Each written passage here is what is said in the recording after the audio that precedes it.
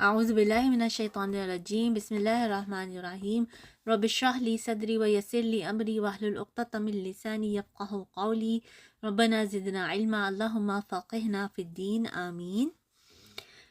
अल्हम्दुलिल्लाह वस्सलातु वस्सलामु अला रसूलिल्लाह व अला आलिहि व अस्हाबिहि अजमाइन।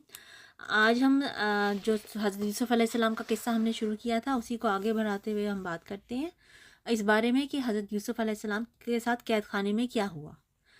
अजीज़ मिस्र ने हज़रत यूसुफ़ अलैहिस्सलाम की बेगुनाही साबित होने के बावजूद आपको कैद खाने में डाल दिया ताकि अपने ख़ानदान की ऐब को छुपा सकें और लोग इस किस्से को फरामोश कर दें।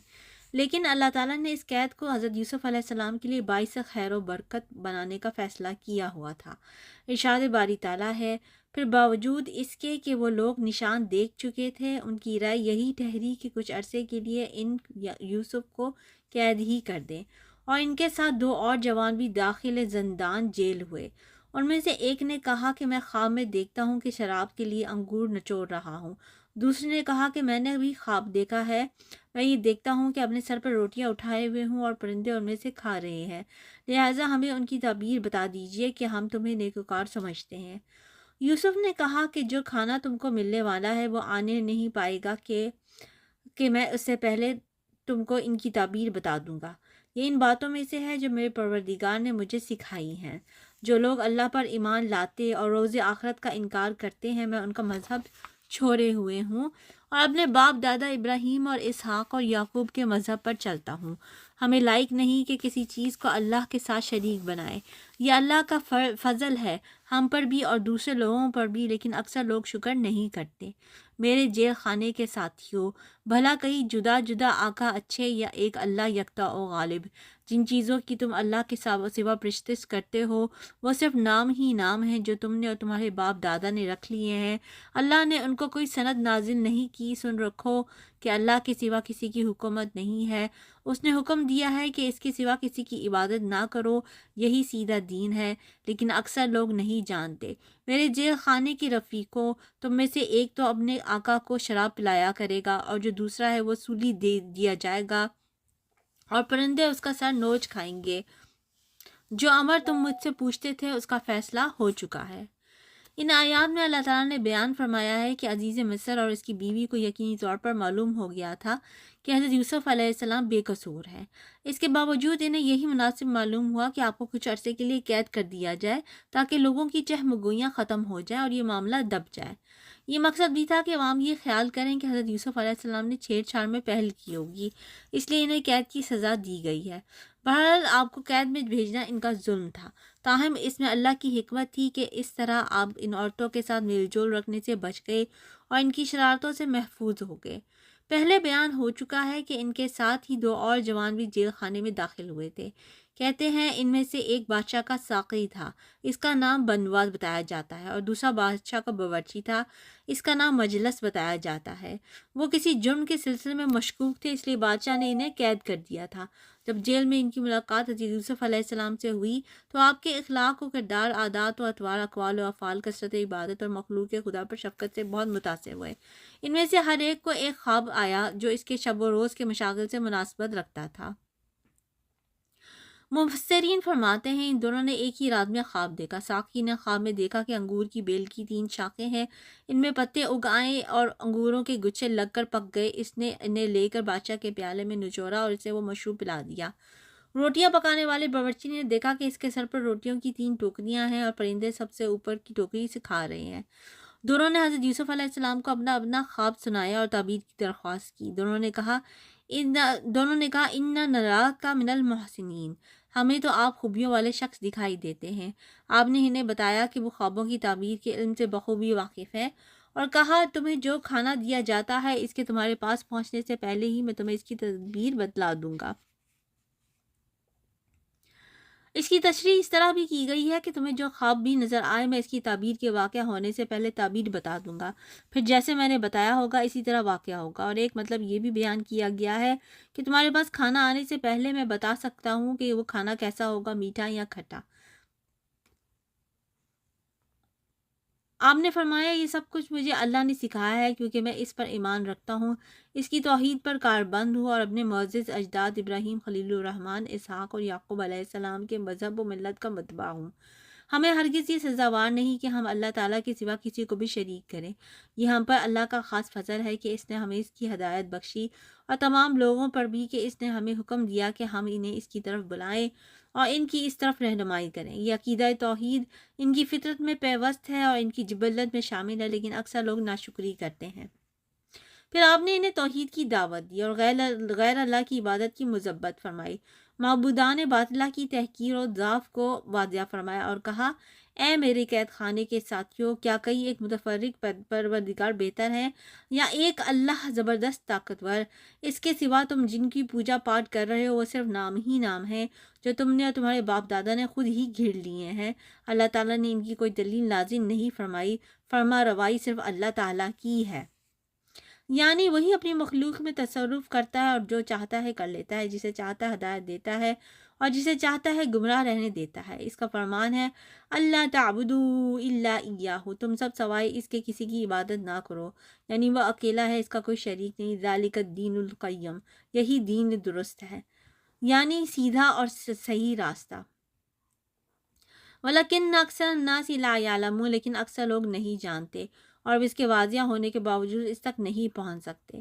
حضرت یوسف علیہ السلام کا اس موقع پر انہیں تبلیغ کرنا انتہائی حکمت و کمال کا مظہر ہے، کیونکہ ان کے دلوں میں آپ کی عظمت جاگزی ہو چکی تھی، لہٰذا وہ آپ کی بات سننے اور تسلیم کرنے پر آمادہ تھے۔ اس لیے مناسب تھا کہ انہوں نے جو کچھ دریافت کیا انہیں اس سے زیادہ اہم اور زیادہ مفید امر کی طرف توجہ دلائی جاتی۔ پھر جب آپ تبلیغ کا فرض ادا کر چکے اور ان کی رہنمائی فرما چکے تو فرمایا، اے میرے قید خانے کے رفیقوں، تم دونوں میں سے ایک تو اپنے بادشاہ کو شراب پلانے پر مقرر ہو جائے گا۔ علماء فرماتے ہیں کہ اس سے مراد ساقی ہے، لیکن دوسرا سلیب دیا جائے گا اور پرندے اس کا سر نوچ کھائیں گے۔ کہتے ہیں اس سے مراد باورچی ہے۔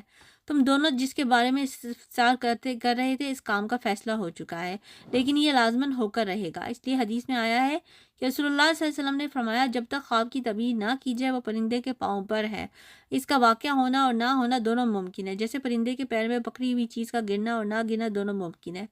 جب تعبیر کر دی جائے تو وہ واقعہ ہو جاتی ہے، یعنی جب خواب کوئی دیکھے انسان اور اس کی تعبیر نہ کرے تو اس کا ہونا اور نہ ہونا دونوں ہو سکتے ہیں۔ ہو بھی سکتا ہے کہ وہ خواب میں جو دیکھا ہے وہ ہو جائے، اور ہو بھی سکتا ہے کہ جو دیکھا ہے وہ نہ ہو، لیکن جب تعبیر کر دی جاتی ہے تو پھر وہ ضرور ہو جاتا ہے۔ ارشاد باری تعالیٰ ہے، اور دونوں شخصوں میں سے جس کی نسبت یوسف نے خیال کیا کہ وہ رہائی پا جائے گا، اس سے کہا کہ اپنے آقا سے میرا ذکر بھی کرنا، لیکن شیطان نے ان کا اپنے آقا سے ذکر کرنا بھلا دیا اور یوسف کئی برس جیل خانے ہی میں رہے۔ اللہ تعالیٰ بیان فرماتا ہے کہ حضرت یوسف علیہ السلام نے اس شخص سے کہا جو ان کے خیال میں نجات پانے والا تھا، یعنی ساقی سے کہا، اپنے بادشاہ سے میرا ذکر بھی کر دینا، یعنی بادشاہ کو میرا معاملہ بتانا اور میرا بغیر جرم کے قید ہونا ذکر کرنا۔ اس سے ثابت ہوتا ہے کہ اسباب کو اختیار کرنے کے کوشش کرنا جائز ہے، اور یہ اللہ رب العالمین پر توکل کے منافی نہیں۔ پھر اسے شیطان نے اپنے بادشاہ سے ذکر کرنا بھلا دیا، یعنی شیطان نے چھوٹ جانے والے قیدی کو بھلا دیا کہ حضرت یوسف علیہ السلام نے اسے جو تاکید کی تھی اس کا ذکر بادشاہ سے کرتا۔ حضرت مجاہد، محمد بن اسحاق رحیم اللہ علیہم اور دوسرے متعدد علماء کرام نے یہی فرمایا ہے اور یہی درست ہے۔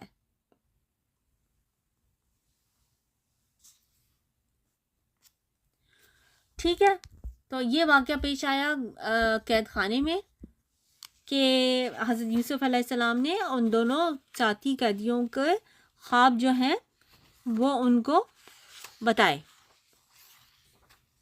حضرت یوسف علیہ السلام کا قیدی ساتھی رہا ہونے پر بادشاہ کے سامنے آپ کا تذکرہ کرنا بھول گیا۔ پھر جب بادشاہ کو خواب آیا اور عام درباری اس کی تعبیر سے عاجز آ گئے تو اسے حضرت یوسف علیہ السلام یاد آئے کہ آپ خوابوں کی بہترین تعبیر جانتے ہیں، لہٰذا وہ بادشاہ کی اجازت سے آپ کے پاس تعبیر پوچھنے کے لیے حاضر ہوا۔ ارشاد باری تعالیٰ ہے، اور بادشاہ نے کہا کہ میں نے خواب دیکھا ہے، دیکھتا ہوں کہ 7 موٹی گائیں ہیں جن کو 7 دبلی پتلی گائیں کھا رہی ہیں، اور 7 خوشے سبز ہیں اور 7 خشک۔ اے سردارو، اگر تم خوابوں کی تعبیر بتا سکتے ہو تو مجھے میرے خواب کی تعبیر بتاؤ۔ انہوں نے کہا، یہ تو پریشان سے خواب ہے اور ہمیں ایسے خوابوں کی تعبیر نہیں آتی۔ اب وہ شخص جو دونوں قیدیوں میں سے رہائی پا گیا تھا اور جسے مدت کے بعد وہ بات یاد آ گئی، بول اٹھا، میں آپ کو اس کی تعبیر لا کر بتلا دیتا ہوں، مجھے قید خانے جانے کی اجازت دیجیے۔ غرض وہ یوسف کے پاس آیا اور کہنے لگا، اے یوسف، اے بڑے سچے یوسف، ہمیں اس خواب کی تعبیر بتائیے کہ 7 موٹی گایوں کو 7 دبلی گائیں کھا رہی ہیں اور 7 خوشے سبز ہیں اور 7 سوکھے، تاکہ میں لوگوں کے پاس واپس جا کر تعبیر بتاؤں تاکہ وہ جان لیں۔ انہوں نے کہا کہ تم لوگ 7 سال متواتر کھیتی کرتے رہو گے، سو جو غلہ کاٹو تو تھوڑے دل سے غلے کے سوا جو کچھ جو کھانے میں آئے اسے خوشوں میں ہی میں رہنے دو۔ پھر اس کے بعد خشک سالی کے 7 سخت سال آئیں گے کہ جو غلہ تم نے جمع کر کے رکھا ہوگا وہ سب کو کھا جائے گا، صرف وہی تھوڑا سا غلہ رہ جائے گا جو تم اختیار سے رکھ چھوڑو گے۔ پھر اس کے بعد ایک سال ایسا آئے گا کہ خوب میਂہ برسے گا اور لوگ اس میں رس نچوڑیں گے۔ یہ بھی ان اسباب میں سے ایک سبب ہے جن کی بنا پر حضرت یوسف علیہ السلام کو بڑے اعزاز و اکرام کے ساتھ جیل سے باہر لایا گیا۔ واقعہ یہ ہوا کہ مصر کے بادشاہ کو ایک خواب آیا۔ جب اس نے اپنے درباریوں اور دوسرے افراد کو یہ خواب سنایا تو کوئی اس کی تعبیر نہ بتا سکا، بلکہ انہوں نے کہا یہ تو پریشان خواب ہے، اس قسم کے خوابوں کی کوئی تعبیر نہیں ہوتی، اور پھر یہ بات بھی ہے کہ ہمیں اس علم میں کوئی مہارت حاصل ہے، اس لیے انہوں نے کہا اور ہم خوابوں کی تعبیر نہیں جانتے۔ اس وقت قید سے نجات پانے والے ساقی کو یوسف کی بات یاد آئی اور جو انہوں نے فرمایا تھا کہ بادشاہ کے پاس ان کا ذکر کرنا، لیکن اسے اب تک یہ بات بھول ہی رہی تھی۔ یہ اللہ کی تقدیر تھی جس میں اللہ کی خاص حکمت پوشیدہ تھی۔ اس نے جب بادشاہ کا خواب سنا اور لوگوں کو اس کی تعبیر سے عاجز دیکھا تو اسے حضرت یوسف علیہ السلام کی بات چیت اور نصیحت یاد آ گئی۔ ان 2 قیدیوں میں سے جو رہا ہوا تھا اسے مدت کے بعد یاد آ گیا، یعنی کئی سال بعد اسے یاد آ گیا، تو اس نے اپنی قوم سے اور بادشاہ سے کہا، میں تمہیں اس کی تعبیر بتلا دوں گا، مجھے جانے کی اجازت دیجیے، یعنی مجھے یوسف علیہ السلام کے پاس جانے کی اجازت دیجیے۔ چنانچہ وہ آپ کی خدمت میں حاضر ہوا اور کہا، یوسف، اے بہت بڑے سچے یوسف، آپ ہمیں اس خواب کی تعبیر بتلائیں کہ 7 موٹی تازی گائیں ہیں جنہیں 7 دبلی پتلی گائیں کھا رہی ہیں اور 7 بالکل سبز خوشے ہیں اور 7 ہی دوسرے بالکل خشک ہیں، تاکہ میں واپس جا کر لوگوں سے کہوں تاکہ وہ سب جان لیں۔ حضرت یوسف علیہ السلام نے کوئی شرط لگائے بغیر اور جلد رہائی کا مطالبہ کیے بغیر بلا تاخیر انہیں اپنے علم سے مستفید فرما دیا اور بادشاہ کے خواب کی تعبیر بیان کر دی کہ پہلے 7 سال شادابی ہوگی، پھر 7 سال قحط پڑے گا اور اس کے بعد جو سال آئے گا اس میں لوگوں پر خوب بارش برسائی جائے گی جس سے سرخیزی اور خوشحالی آئے گی اور اس میں خوب رس نچوڑیں گے، یعنی انگوروں کا رس، زیتون اور تلوں وغیرہ کا تیل جیسے پہلے حاصل کیا کرتے تھے پھر حاصل کرنے لگیں گے۔ آپ نے انہیں تعبیر بھی بتائی اور اچھی تدبیر بھی سمجھائی اور دونوں حالتوں یعنی زرخیزی اور قحط کے ایام کے بارے میں ان کی رہنمائی فرمائی کہ ابتدائی سالوں یعنی زرخیزی کے دور میں غلہ خوشوں میں رکھیں، صرف کھانے کی ضرورت کے مطابق دانے نکالیں، اور قحط سالی کے دور میں بیج کم بوئیں کیونکہ زیادہ امکان یہی ہے کہ کھیت سے بیج کے برابر بھی پیداوار نہ ہوگی۔ اسے آپ کے علم و فہم دونوں کے کمال کا پتہ چلتا ہے۔ تو چنانچہ حضرت یوسف علیہ السلام نے بادشاہ کے خواب کی تعبیر بھی بتا دی۔ اس کے بعد کیا ہوا، کیسے حضرت یوسف علیہ السلام کی ثابت ہوا کہ وہ بے قصور ہیں اور ان کو کون سا منصب جو ہے وہ حاصل ہوا، اس کے بارے میں ہم بات کریں گے اگلی دفعہ۔ آج اتنا ہی۔ سبحانک اللہم و بحمدک، اشہد ان لا الہ الا انت، استغفرک و اتوب الیک۔ اور ایک بات میں بتاتی جاؤں کہ یہ سارے قصہ میں آپ کو سنا رہی ہوں دارالسلام کی کتاب قصص الانبیاء میں سے، تو ضرور یہ وہ کتاب خریدیں اور خود بھی یہ قصے پڑھیں تاکہ آپ کی انڈرسٹینڈنگ میں اور اضافہ ہو سکے۔ جزاک اللہ خیرن۔